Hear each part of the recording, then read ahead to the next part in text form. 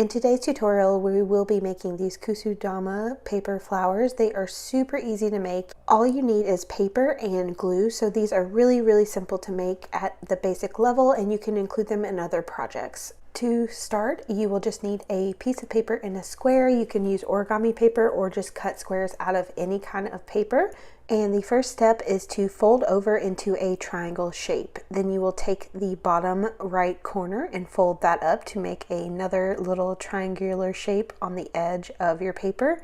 Then you'll do that on the other side so that you've folded both sides in and you have a new square shape. Then those corner wing shapes you folded up, you're going to pull back down and flatten them out. So it'll make a little pocket on one side, and you'll just open up that pocket and fold it down. So squish it down and you'll have a kite looking type shape on the side.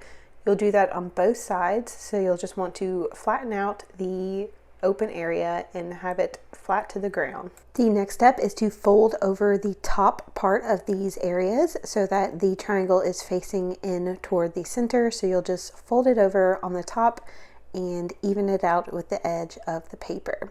So once that is done, you are now going to take those shapes and fold them inward. The folds will start feeling a little bit bulky here, but that's okay because it's our final fold before we break out the glue and put together the petal for our flower. Once you've folded all of these elements, you are then going to get your glue. I have done this with all types of glue, but the best is, of course, a hot glue gun, especially if you're planning to use it in a ball or a bouquet or want it to last for a while beyond just the first time you put it together.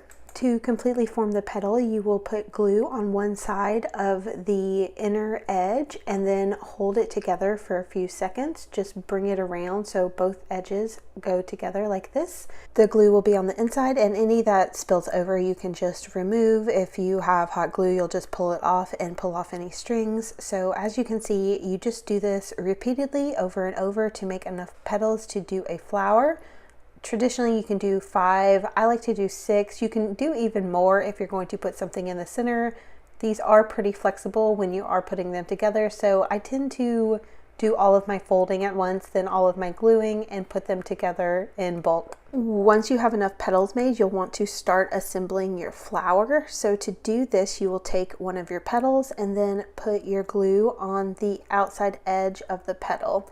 You'll want to make sure that you have enough that it sticks, but not too much that it's spilling over. And then you just attach them together, hold down with some pressure for a couple seconds for the hot glue to set.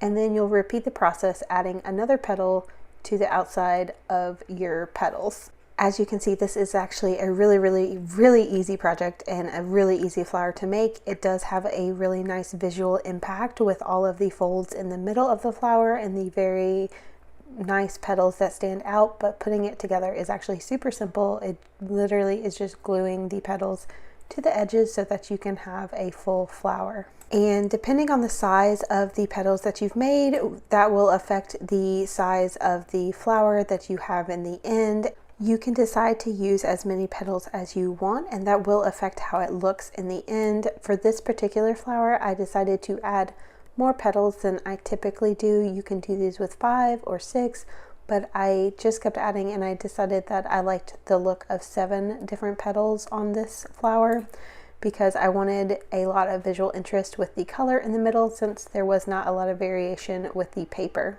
The final step in making this flower is to close up the gap and finish it off so that it is all connected. All of the petals are connected to each other. So you'll just put glue on both sides of the final petals and then push in the last one and then hold it down for a couple seconds so that the glue has time to set.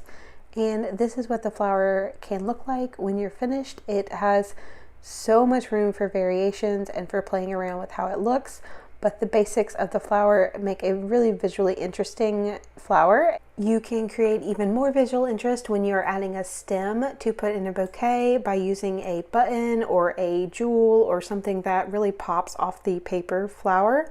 Today I'm actually just going to do a really basic little paper stem in the middle to give it even more visual interest. So all I'm doing here is using a piece of the paper and cutting into little slits on the edge to create a fringe, and then I'm going to roll this up and stick it in the middle of the flower just to fill in the gap that's in the middle and give it another layer of texture and visual interest. This is just one idea, but when I am making these for bouquets for friends or family or in projects for weddings, I like to add something that pops a little bit more. Even though this is an easy project, the possibilities are endless with what you can create.